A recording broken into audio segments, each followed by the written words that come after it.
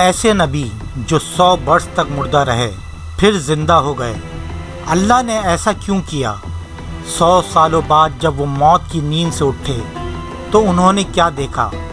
ایک ایسا معجزہ جو اہل ایمان کے لیے اللہ کی کبریائی سے بھرا ہوا ہے۔ اس ویڈیو میں ہم آپ کو حضرت عزیر علیہ السلام کے بارے میں بتائیں گے، لیکن اس سے پہلے چینل کو لائک، سبسکرائب اور شیئر کرنا نہ بھولیں۔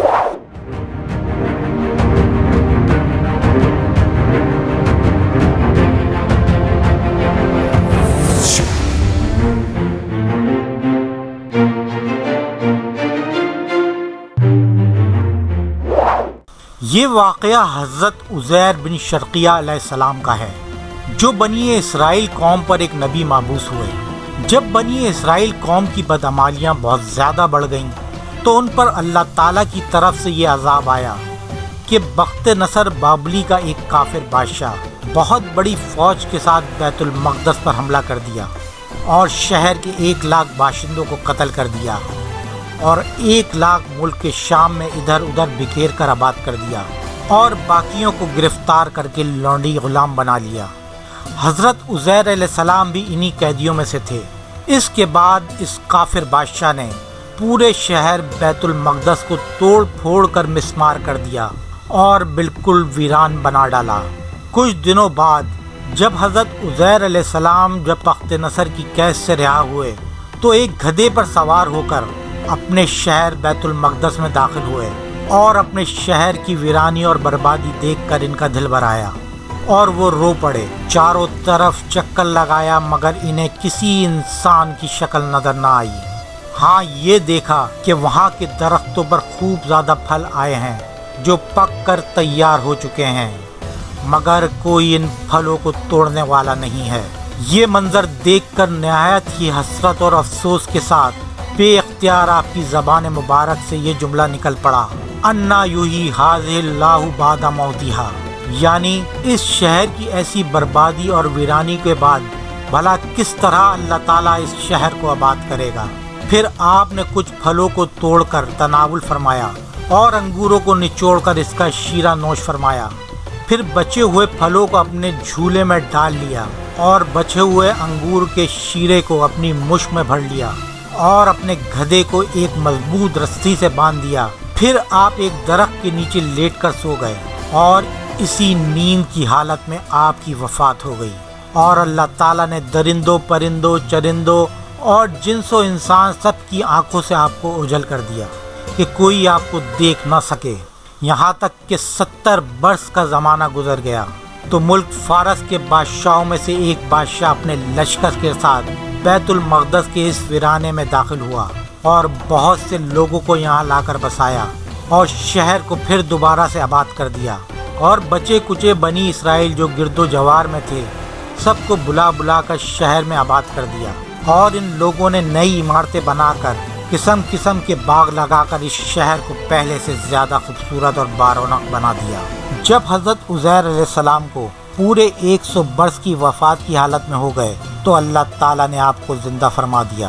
آپ نے دیکھا کہ آپ کا گدھا مر چکا ہے اور اس کی ہڈیاں گل سڑ کر ادھر ادھر بکھری پڑی ہیں، مگر تھیلے میں رکھے ہوئے پھل اور مشک میں رکھا ہوا انگور کا شیرہ بالکل خراب نہیں ہوا، نہ پھلوں میں کوئی بسان، نہ شیرے میں کوئی بو باس یا بدمزگی پیدا ہوئی۔ اور آپ نے یہ بھی دیکھا کہ اب بھی آپ کے سر اور داڑھی کے بال کالے ہیں اور آپ کی عمر وہی 40 برس ہے۔ آپ حیران ہو کر سوچ و بچار میں پڑے ہوئے تھے کہ آپ پر اللہ تعالیٰ کی طرف سے وحی نازل ہوئی۔ آپ سے دریافت فرمایا کہ اے عزیر، آپ کتنے دنوں تک یہاں رہے؟ تو آپ نے خیال کر کے کہا کہ میں صبح کے وقت سویا تھا اور اب عصر کا وقت ہو گیا ہے۔ یہ جواب دیا کہ میں دن بھر یا دن بھر سے کچھ کم سوتا رہا۔ تو اللہ تعالیٰ نے فرمایا کہ نہیں اے عزیر، تم پورے 100 برس یہاں ٹھہرے رہے، اب تم ہماری قدرت کا نظارہ کرنے کے لیے ذرا اپنے گدھے کو دیکھو کہ اس کی ہڈیاں گل سڑ کر بکھر چکی ہیں، اور اپنے کھانے پینے کی چیزوں پر نظر ڈالو کہ ان میں کوئی خرابی اور بگاڑ پیدا نہیں ہوا۔ پھر ارشاد فرمایا کہ اے عزیر، اب تم دیکھو کہ کس طرح ہم ان ہڈیوں کو اٹھا کر ان پر گوشت پوست چڑھا کر اس گدھے کو زندہ کرتے ہیں۔ چنانچہ حضرت عزیر علیہ السلام نے دیکھا کہ اچانک بکھری ہوئی ہڈیوں میں حرکت پیدا ہوئی اور ایک دم تمام ہڈیاں جمع ہو کر اپنے اپنے جوڑ سے مل کر گدھے کا ڈھانچہ بن گیا، اور لمحہ بھر میں اس ڈھانچے پر گوشت پوست بھی چڑھ گیا اور گدھا زندہ ہو کر اپنی بولی بولنے لگا۔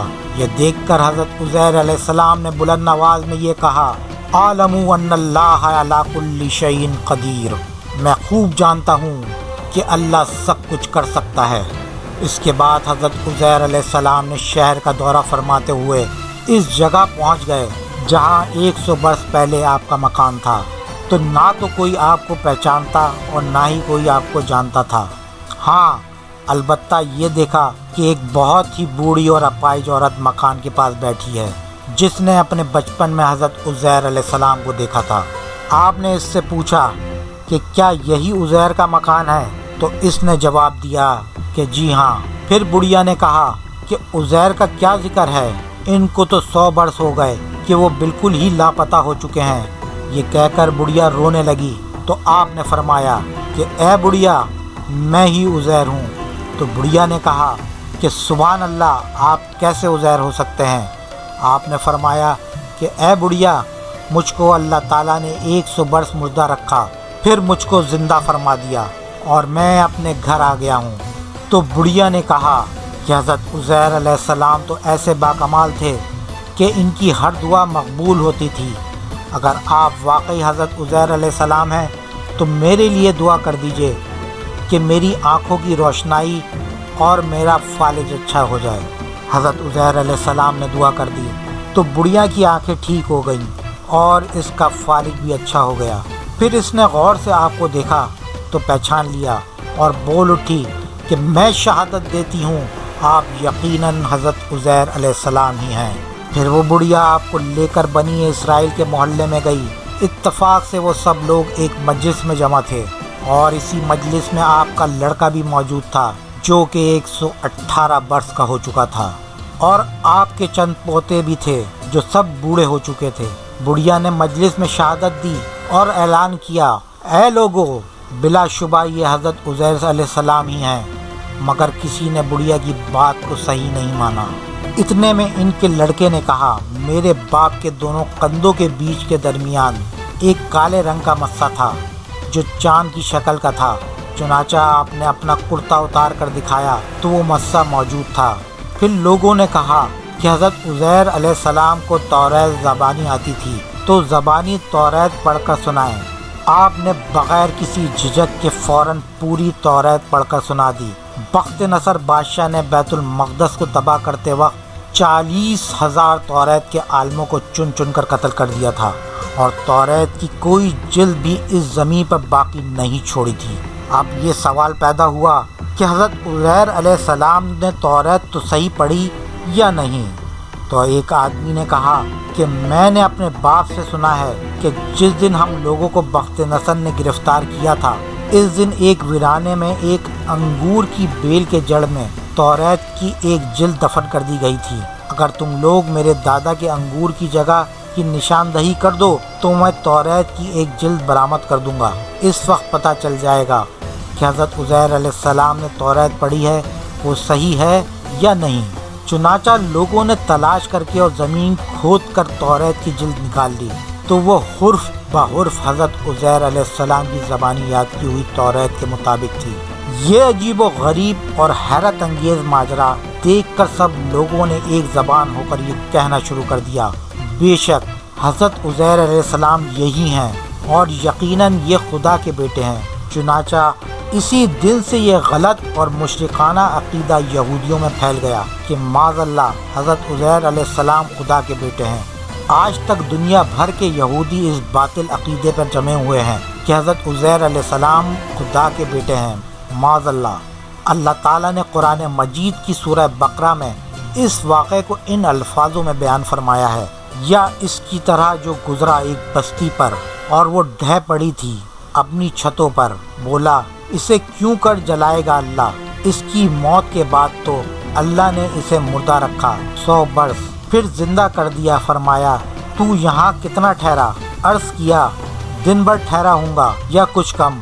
فرمایا نہیں، بلکہ تجھے تو 100 برس گزر گئے، اور اپنے کھانے اور پانی کو دیکھ کہ اب تک بو نہ لایا، اور اپنے گدھے کو دیکھ کہ جس کی ہڈیاں تک سلامت نہ رہیں، اور یہ اس لیے کہ تجھے ہم لوگوں کے واسطے نشانی کریں، اور ان ہڈیوں کو دیکھ کر کیوں کر ہم انہیں اٹھا دیتے ہیں، پھر انہیں گوشت پہناتے ہیں۔